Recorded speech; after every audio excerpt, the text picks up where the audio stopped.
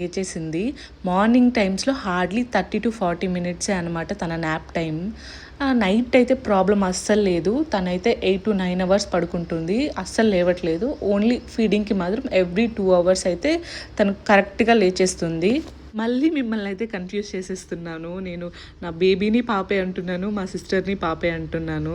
So, sorry for the confusion. ఇంకా ఆఫ్టర్‌నూన్‌కైతే అమ్మ water melon cut చేసింది. అందులో వచ్చిన జ్యూస్ అయితే నేను తాగలేదు.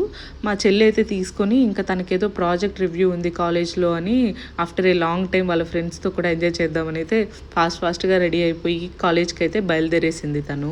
మార్నింగ్ అసలు అంత ఎక్కువగా రికార్డ్ అయితే చేయలేదు నేను. ఇంకా బేబీనైతే రెగ్యులర్‌గా తనకైతే స్నానం చేపిచ్చేసి, రెడీ చేసి పడుకోబెట్టేశాను. ఇంకా ఆఫ్టర్‌నూన్ అయిపోయింది.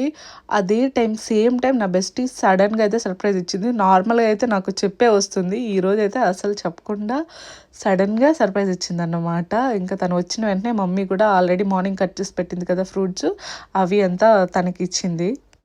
ఇంకా ఫ్రూట్స్ అయితే తింటూ ఇద్దరు మాట్లాడుకుంటూ ఉన్నాము.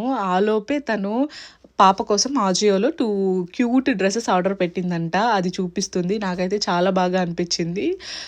తను ప్రతిసారి ఇలా వచ్చిన ప్రతిసారి ఏదో ఒకటి తెస్తుందన్నమాట. ఈసారి స్పెషల్ ఏంటంటే ఆ డ్రెసెస్‌కి మ్యాచ్ అయ్యే క్లిప్స్ కూడా తీసుకొచ్చింది. ఇంకా బేబీకి ఫుల్ హెయిరే రాలేదు. అప్పుడే క్లిప్స్ అంతా రెడీ చేసి పెట్టేస్తుంది వాళ్ళ పెద్దమ్మ.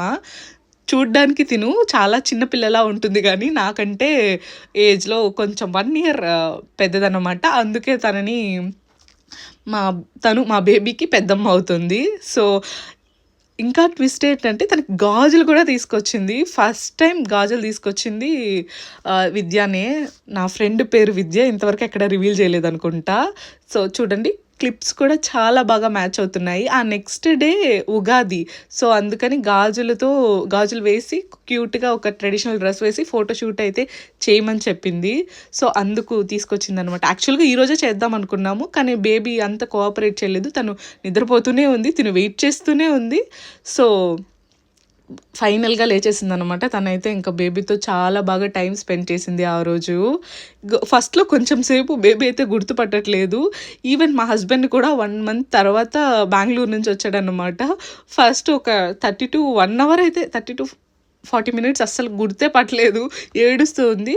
విద్య దగ్గరైతే ఏడవలేదన్నమాట. జస్ట్ కొంచెం షాక్‌గా ఇంకా స్లీపీ ఫేస్ లాగానే ఉన్నింది.